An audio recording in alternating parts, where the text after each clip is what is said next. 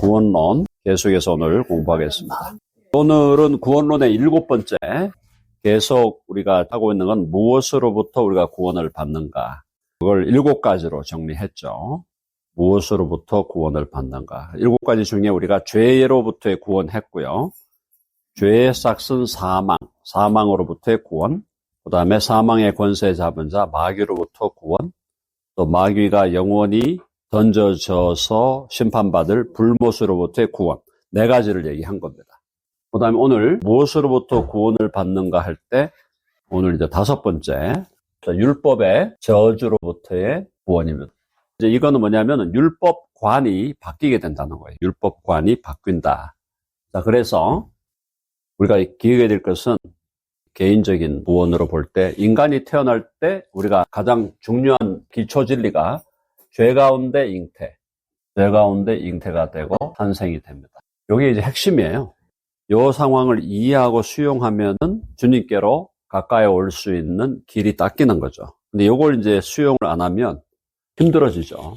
내가 부모님의 사랑의 결과로 내가 잉태되었는데, 그 잉태된 것, 그 순간부터 죄 가운데 잉태되었고, 죄 가운데 태어났다. 그러니까, 영적으로 그걸 죽었다고 표현했죠? 영적으로 죽었다. 생물학적으로, 육체적으로는 살아있다 할지라도, 영적으로 죽은 채로 우리가 태어난다는 겁니다. 그게 이제 가장 인간의 원초적 현실이에요. 그게. 원초적 현실. 원초적이란 말로 우리가 original reality. 이게 현실이에요, 현실. 영적으로 죽어서 태어난다는 거죠. 자, 그렇기 때문에 영적으로 죽어서 죄인으로 태어났다 이 말이에요. 죄인으로 태어났기 때문에 죄의 본성을 갖고 있기 때문에 죄를 짓는 거죠. 죄를 짓는다는 거는 결과요 열매지 그게 근원이 아니다. 자, 그래서 원초적 현실이 바로 그런데 이제 여기서 율법이 있잖아요. 율법. 하나님의 율법이 있잖아요. 자, 이 율법의 요구는 뭐죠? 율법의 요구는 뭡니까? 율법의 요구를 우리가 간단하게 정리하면은 율법의 요구는 거룩하라는 거예요. 거룩하라. 내가 거룩하니 너희도 거룩하라. 그렇죠? 율법의 요구는 거룩하라는 거예요. 거룩하라는 얘기는 간단하게 말하면 죄 없이 살아라 이 말이에요.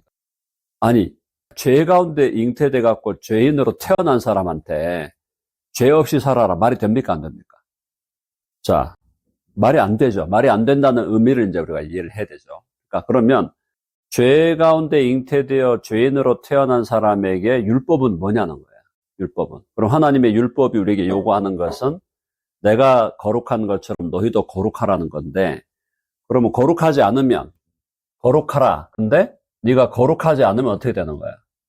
거룩하지 않으면 저주가 있다는 거예요. 저주가. 않으면 저주를 받으리라. 이게 핵심이에요. 자, 율법의 요구는, 하나님의 율법의 요구는 거룩하라. 내가 거룩한 것처럼 너희도 거룩하라. 그런데 죄인의 입장에서는 뭐예요? 거룩할 수 있나요? 없어요. 그럼 거룩할 수 없으면 율법의 요구는 거룩하지 않으면 저주를 받는다. 율법에서 거룩하라는 것을 다른 말로 바꾸면, 내가 거룩한 것처럼 너희도 거룩하라 할 때 이 거룩하라는 것을 다른 말로 바꾸면 사랑하라는 거거든요. 맞죠? 율법의 요구가 사랑이죠? 사랑하라. 뭘 사랑해? 하나님을 내 마음과 뜻과 정성과 목숨을 다해서 하나님을 사랑하고, 또 너 이웃을 너의 몸처럼 사랑해라.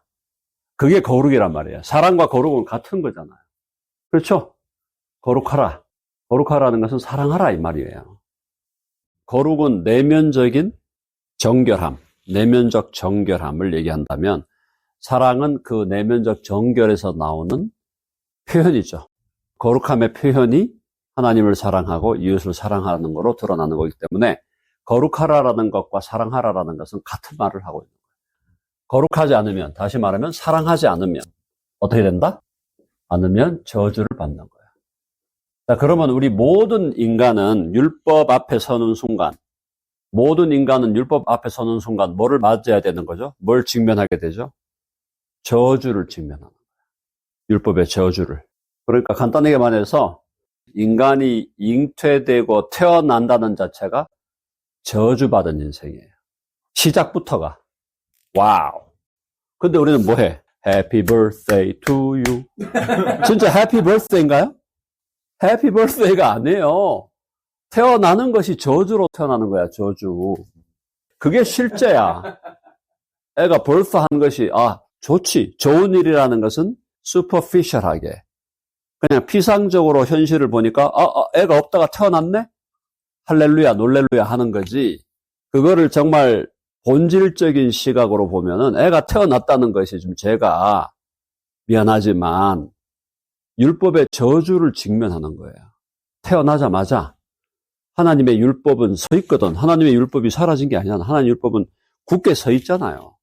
그러니까 그 율법 앞에 딱 서면 너는 너의 운명이 저주야, 저주. 자, 그래서 모든 죄인은 율법의 저주를 직면해 있는 거예요. 이게 인간의 현실이에요. 율법의 저주에 직면해 있다. 모든 인간은. 자, 여기까지 따라오셨죠? 여기까지. 자, 그러면 이제 우리가 구원을 받는다는 것은 이 율법의 저주로부터 구원받는 거야. 죄인이 율법 앞에 섰을 때, 율법이 나를 저주하는 게 아니라, 율법이 나를 이제 어떻게 저주하는 게 아니라 나를 축복하는 그런 관계로 우리의 관계가 바뀌는 거예요. 예수님을 믿기 전에는 우리가 율법 앞에 서면 어떻게 돼요? 율법 앞에 설 때마다 저주야. 율법은 계속 우리에게 저주를 퍼붓는 거야. 이런 죄를 지었고 저런 죄를 지었고 살인하고 간음하고 도적질하고 탐심을 내고 우상숭배하고, 그죠? 하나님도 사랑 안 하고 온갖 시기와 질투와 광패와 포악과 분노와 그런 거 다 율법이 지적을 하면서 율법이 우리를 보고 너는 율법의 저주를 받을 자다. You are cursed야, cursed. 근데 여기서 누구를 믿으면? 누구를 믿어? 예수 그리스도를 주와 구주로 믿으면. 여기에 예수 그리스도가 들어오시면 우리는 예수 그리스도를 믿음으로 우리는 율법의 저주로부터 완전 해방되는 거예요. 저주로부터 해방. 해방이 되는데, 해방이 된다는 게 이제 율법과 무관한 사람이 된다는 말이 아닙니다. 아시겠죠? 율법을 바라볼 때, 예수 그리스도를 믿는 믿음 안에서 율법을 바라볼 때, 믿음 안에서 율법을 바라보고 율법을 대할 때, 율법은 우리에게 뭐가 되는 거야? 축복이 되는 거야. 완전히 달라집니다. 예수님 믿기 전에 율법은 우리에게 저주예요. 율법을 가까이 갈수록 뭐가 드러나? 내 죄가 자꾸 드러나. 이런 죄도 드러나고 저런 죄도 드러나고 다 드러 율법이. 그래서 예수님 믿기 전에 율법 앞에 서면은 그 율법은 항상 우리를 저주하는. 근데 예수 그리스도를 주와 구주로 믿고 나면 그 율법의 저주로부터 해방이 되고 이제 믿음 안에서 율법을 대하면 이제 이 율법은 축복이야, 축복. 저주가 아니야. 율법이 축복이 되는 거야. 자, 그러면서 어떻게 그런 메커니즘이 형성되느냐. 그러면 예수 그리스도를 믿는다도 할 때 이 예수 그리스도는 그럼 율법과 예수 그리스도는 어떤 관계인가? 예수님이 어떤 분이에요? 자, 해봅시다. 예수님은 율법을 다 이루셨다. 다 이루셨다. 율법의 요구가 거룩하라, 사랑하라. 거룩하라, 사랑하라라고 하는 이 요구를 예수님이 다 이루었어요. 이뤘죠? 율법을 다 이뤘다는 건 어디까지 가는 거냐면 예수님이 어디까지 복종하심이라. 그렇죠? 해봅시다. 십자가에 죽기까지 복종하셨다. 십자가에 죽기까지 율법을 이루셨다 이 말이에요. 그러니까 예수님의 전체 생애를 통해서 예수님은 사랑하라 하신 걸 다 이루셨죠? 예수님은 하나님을 사랑할 때 하나님을 사랑하는데도 어떻게까지? 자기 목숨을 버릴 때까지 사랑했잖아요. 십자가에서 목숨을 버릴 정도까지 하나님을 사랑했잖아. 그리고 우리 이웃을 사랑할 때도 이웃을 자기 몸처럼 사랑하니까 자기 몸을 십자가에 못 박았잖아요. 십자가에 못 박아서 우리를 사랑하셨다 이 말이에요. 십자가에 자신을 못 박기까지 하나님도 사랑했고 십자가에 자신을 못 박기까지 이웃을 사랑한 거예요. 그러니까 예수님은 사랑을 다 이루신 거예요. 맞죠? 동시에 예수님은 사랑으로 그 거룩함을 드러냈다고 본다면 어떻게 보아야 되냐면 예수님이 잉태할 때 예수님이 어떻게 잉태했어요? 해봅시다. 성령으로 잉태하셨다. 왜 그랬을까요? 요셉의 그 씨를 주지 않고 왜 성령으로 잉태했을까요? 죄를 막으려고 하는 거죠. 요셉의 씨를 받아서 태어났으면은 그거는 죄를 막을 수가 없는 거예요. 죄가 유전되거든요. 왜냐하면 원리가 그래요. 죄인이 죄인을 낳는 거예요. 마리아에게 잉태될 때 성령으로 잉태된 것은 죄가 유전되는 걸 막은 거란 말이에요.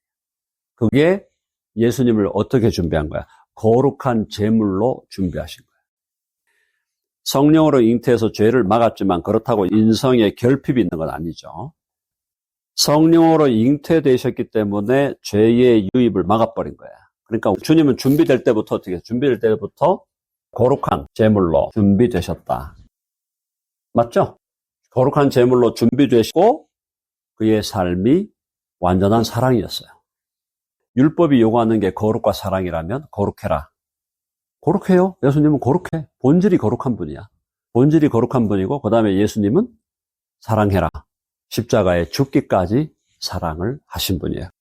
예수님이 율법 앞에 서면 어떻게 될까요? 예수님이 율법 앞에 서면 통과. 우리 비행기 타러 갈 때 검색대 서는 거 항상 긴장되잖아요. 이렇게 섰는데 뭐가 찍 그럴까 싶어가지고. 그래서 예수님은 거룩한 제물로 준비되셨고 본질이 거룩하신 분이에요. 죄가 없으신 분이에요. 그리고 예수님은 율법을 다 이루셨어요. 그러므로 예수 그리스도를 우리가 믿는다는 것은 믿음은 예수 그리스도를 우리가 믿는다는 것은 결국 제가 계속 여러분들에게 강조하는 게 뭡니까? 우리가 예수 그리스도를 믿는다는 것은 그분과 연합하는 거예요. 연합. 맞죠? 믿음은 연합하는 거예요. 믿음은 결혼하는 거라 그랬잖아요. 예수님하고 내가 결혼하는 거라.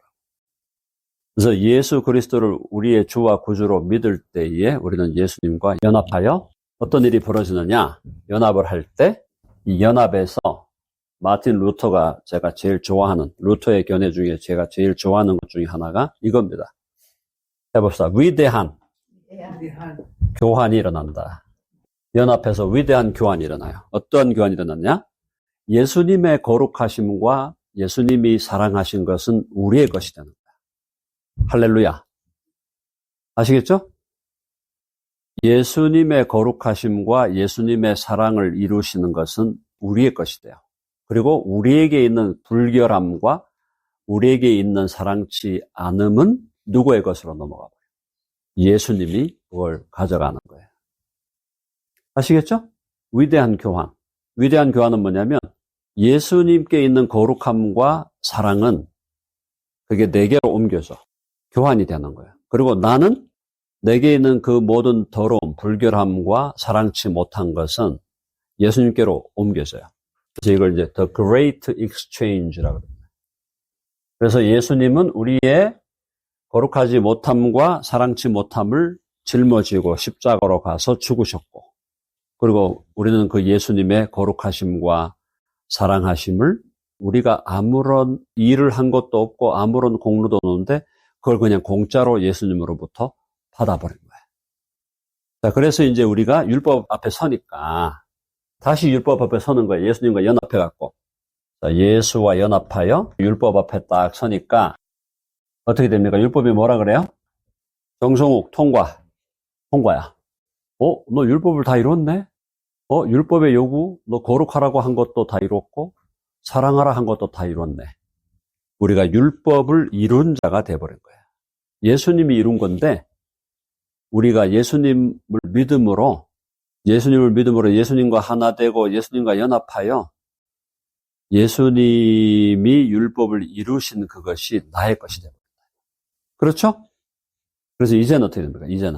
이제부터는 율법을 못 이뤄가지고 철봉에 막 턱걸이 해갖고 매달려갖고 턱걸이 이걸 막 올라가려고 이렇게 하는 게 아니고 이미 율법을 이룬 사람이야. 너 율법 다 이뤘어. 다 이뤘어. 영단번에 율법을 이룬 자라고 하나님이 선언하는 거예요. 왜? 예수님 때문에. 예수님의 그 거룩하심과 사랑이 우리에게 됐기 때문에 정성욱, 너는 예수 그리스도 때문에 너는 율법을 이제 이룬 자야. 그러므로 지금부터는 어떻게? 지금부터는 율법이 너에게 축복이 되리라. 율법이 축복이 되리라. 그래서 성화 과정에서 이제 우리는 어떻게 됩니까? 성화 과정에서 우리는 율법을 이미 그리스도 안에서 율법을 영단번에 한번 이룬 자로서 성화의 과정에서 우리 안에 누굴 주셨어요? 성령의 능력으로. 성령의 능력으로 날마다 율법을 성취하며 살아가는 거예요. 그래서 이제 우리는 더 이상 율법이 우리의 저주가 되거나 우리의 에너미가 되는 게 아니라 율법이 우리를 향한 정죄와 기소문, 우리가 법전 볼 때 별로 기분 안 좋잖아요. 법전 뭐 읽는 게 뭐 기분이 좋은가요? 몰라. 우리 변호사 하는 분들은 기분 좋게 읽는지는 모르겠지만 법이라는 게 썩 그렇게 기분 좋은 게 아니에요. 근데 이미 율법을 이룬 자라고 선언됐기 때문에 이제 우리가 율법을 바라볼 때 율법은 이제 더 이상 저주가 아니고 축복이고, 그리고 그 율법을 성령으로 율법을 이루면서 살아가기 때문에 율법이 또 약속하고 있는 게 축복을 약속하고 있거든요. 율법이 우리에게 약속하는 축복을 누리며 살아가는 것이다. 아시겠죠? 더 이상 이제 율법은 우리에게 부담스러운 게 아니에요. 부담스러운 게 아니라 정성욱, 너는 율법을 다 이루었어. 그리고 매일매일의 삶 속에서도 이제 너는 성령의 능력으로 율법을 이루며 살아가고, 그 율법을 이루며 살아가기 때문에 오는 축복을 너는 누리게 될 것이야. 물론 매일매일의 삶 속에서 율법을 못 지키면서 살아갈 수도 있어. That's okay. 너는 이미 율법을 다 이룬 자야. 아시겠죠?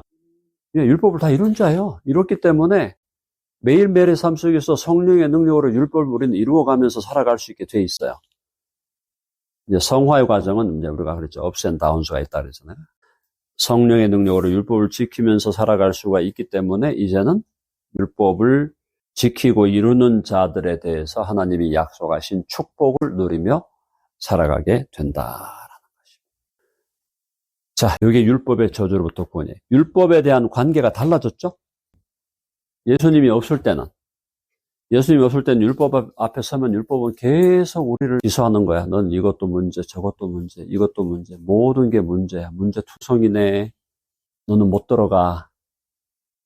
You are out. 못 들어가, 너는. 그렇게 됐는데 예수 그리스도를 주와 구주로 믿음으로, 예수님은 율법을 다 이루신 분이니까, 그분의 존재에 있어서 거룩한 존재요, 그분의 행함에 있어서 사랑으로 행하신 분이야. 그래서 그분은 율법을 성취하셨고, 율법을 성취하신 예수 그리스도를 주와 구주로 믿음으로 우리가 그분 안으로 들어가고 그분이 우리 안으로 들어오시면 그분의 거룩함과 사랑은 우리의 것이 되고, 그래서 우리는 율법 앞에서 하나님이 너 율법을 다 이뤘네? 정성욱 율법 다 이뤘어. 율법을 넌 다 이뤘어 이제. 그러니까 이제는 율법이 너에게 더 이상 저주가 되는 게 아니라 율법은 너에게 축복의 통로. 그래서 매일매일의 삶 속에서 성령의 능력을 힘입어 율법을 이루어가는 삶을 살아갈 때 그것이 너에게 율법이 약속한 축복을 누리게 될 것이다. 그러면 성화 과정에서는 율법을 실제로 다 이루면서 살아가는 건 아니에요. 성화 과정에서 율법을 못 이룰 수도 있어. 그래도 그것 때문에 율법을 원초적으로 못 이룬 사람이 아니에요. 이미 율법을 너는 성취했어. 누구 때문에? 예수님 때문에. 그리고 성화 과정에서 혹 실패가 있을지라도 그것 때문에 너가 그리스도로 인하여 율법을 성취한 것이 폐기되는 게 아니에요. 혹 실패가 있을지라도 그걸 통해서 오호라 나는 공관자로다. 이 사망의 몸에서 누가 나를 건져내랴. 그렇게 하면서도 내 안에 7장이고 8장은, 로마서 8장은 성령이 우리 안에 오셔서 나로 하여금 율법을 계속 이루며 살아갈 수 있도록 하신다. 깊어지는 거예요, 사람이. 그래서 율법이 축복의 통로가 된다는 거는 여기서 우리가 깊어지는, 성숙한다는 거예요. 우리를 성숙해 하는 도구예요. 그렇게 율법이 기능한다. 존 캘빈은 이걸 이제 율법이 성도 생활의 규범이다 얘기를 했는데, 성도 생활의 규범이 맞죠. 맞는데 그렇게만 보지 말고 그걸 내가 틀렸다고 하는 게 아니라, 캘빈은 그걸 강조했지만 나는 성도 생활의 규범도 규범이지만 우리를 성숙해 하는 좋은 도구다.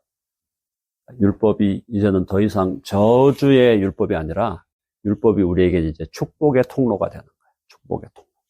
자, 해봅시다. 율법은 축복의 통로가 되었다.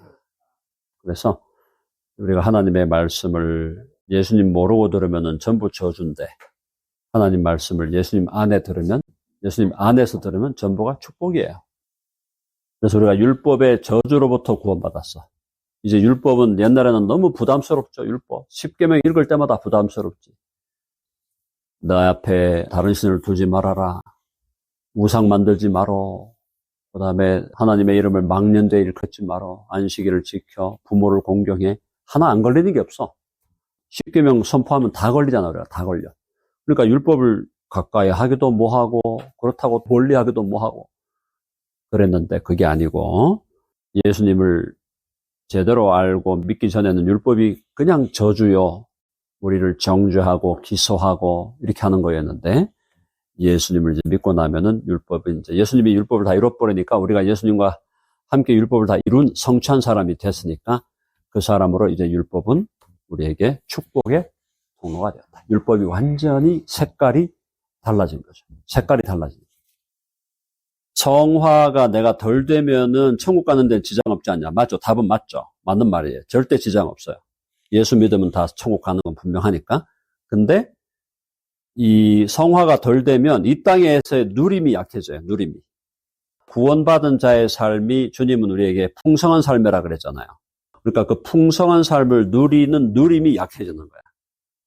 이해되시죠? 초등학교 1학년짜리가 바하를 이해할 수 있을까요? 특별한 신동일 경우에는 이해할 수 있겠지. 초등학교 1학년이라도 아주 신동이면은 모차르트 같은 신동이면 이해할 수 있겠지만, 일반적으로 초등학교 1학년짜리가 바하를 이해하는 거하고 좀 더 성숙해서 음악을 배운 사람이 바하를 이해하는 것은 천지 차이죠. 똑같은 얘기예요. 이 땅에서도 문화적인 삶도 어린아이가 누리는 문화적인 삶하고 어느 정도 사람이 성장한 사람이 누리는 문화적인 누림이 다를 수밖에 없잖아요. 똑같은 거예요. 성화도 내가 영적으로 그냥 초등학교 1학년 정도로 있겠다. 그러면은 거기서 하나님을 누리고 또 하나님의 나라의 그 놀라운 축복들을 누리는 거하고 조금 더 내가 자라서 고등학생, 대학생이 되겠다라고 했을 때 그 누림은 분명히 다르게 되어 있는 거예요. 삶의 누림이 다르다는 거죠. 그리고 천국 가서 상급이 달라지고. 자, 여기서 한 가지만 더 정리할게요. 자, 누림이 다르기 때문에 그 누림이 높은 차원으로 올라가는 것은 무한대입니다. 무한대로 올라갈 수 있는데, 자, 이거는 분명한 건 있어. 초등학교 1학년짜리가 누리는 누림이 분명히 80이 되신 연세가 누리는 것보다 누림이 약하지만은 얘가 행복할까요? 행복하지 않을까요? 행복하죠. 그 수준에서. 그렇죠? 그러니까 그 수준에서 행복한 거는 사실이에요. 그러니까 하나님께서 우리를 만나실 때, 우리를 만나주실 때 우리의 수준에서 만나주시기 때문에 천국 가는데 예를 들어서 천국 가서도 상급이 초등학교 1학년 상급하고 뭐 대학교 1학년 상급이 다르기 때문에 그러면 초1 상급을 받은 애들은 그럼 불행한가? 그게 아니라는 거예요. 그러면 초1로 남아있겠다. 그거는 이제 쉽게 말하면 나는 초등학교 1학년으로 그냥 남아있겠습니다. 그렇게 한다고 해서 하나님이 그래 너 뭐 지옥 가라 이렇게는 안 하시겠지만은 초1로 남아있다는 것은 그만큼 뭐냐? 행복은 하겠지. 주관적으로 행복은 하지만 객관적으로 볼 때는 하나님이 갖고 있는 놀라운 것에 너무 작은 것만 누리고 있는 거예요. 그 다음에 성장 욕구라는 게 있죠. 성장 욕구. 그러니까 육신적으로도 어떤 사람이 건강하면 자꾸 자라려고 그러잖아요.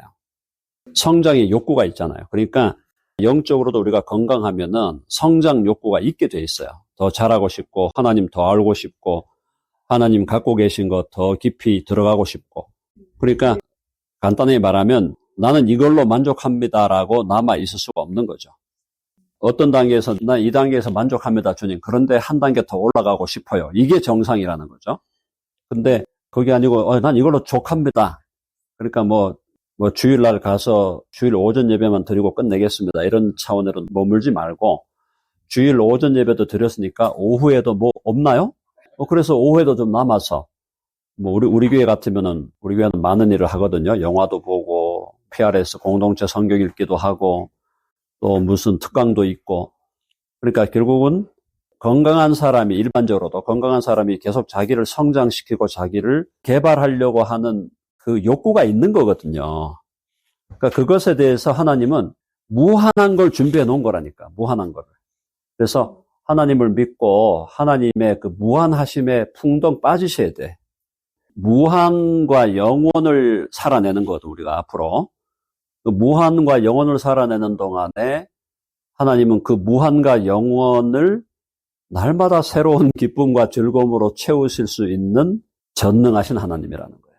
그러니까 그걸 믿는다면 이 땅에서부터 시작하는 거야. 하나님이 이 땅에서도 우리에게 준비하는 게 너무 많은데 여기서 일단 시작을 하면서 가면서 주님을 만나면 그때 가면 더 무한하다는 게 끝이 없다는 거 아니에요. 한계가 없다는 거 아니에요.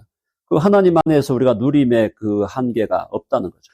하나님이 우리를 창조하신 것은 우리에게 뭘 시켜가지고 너 이거 해 이렇게 하신 게 아니고 너는 나에게 와서 나를 누려라. 나를 누려. enjoy me. 그렇게 우리를 창조하신 거예요. joy가 영어잖아. joy가 기쁨이잖아. 근데 joy를 enjoy 하는 건 enjoy잖아. enjoy. enjoy는 joy 안에 있는 거거든요. joy 안에 있는 거. 누려라라는 것은 기쁨 안에 있어라 이 말이에요. 기쁨 안에. 기쁨 안에 거하라는 거예요. 그러니까 기쁨 안에 거하라. 하나님이 우리를 초청하신 것이 그거예요. 성우가 영원한 무한한 기쁨 안에 거해. 그게 하나님 우리에게 주려고 하는 거야. 왜? 하나님이 기쁨의 근원이시거든요. 그래서 joy, surprised by joy. 그게 루이스의 자기 인생 회고록 아니에요. 자기 인생 회고록이 surprised by joy. 예기치 못한 기쁨 아니에요. 그래서 하나님은 기쁨의 하나님이고 하나님이 우리 보고 오라고 하는 것은 기쁨을 누리고 기쁨 안에 거하도록 하기 위한 거예요. 그러니까 하나님께 가까이 가면 갈수록 그 사람이 기뻐지게 돼 있어요. 하나님을 아는데 사람이 우울하다. 문제가 심각한 건 뭐 하나님 모르는 사람이에요. 하나님을 알면 기뻐하게 돼 있고 웃지 않아야 될 일에 웃게 돼 있고 암이 그 기쁨을 훔쳐가지 못하죠. 주님 안에 있는데? 그러니까 주님 안에 있기 때문에 모든 상황에서 항상 기뻐할 수 있는 거예요. 항상. 그걸 하나님 우리가 주려고 하는 거예요. 네, 오늘 여기까지 하겠습니다.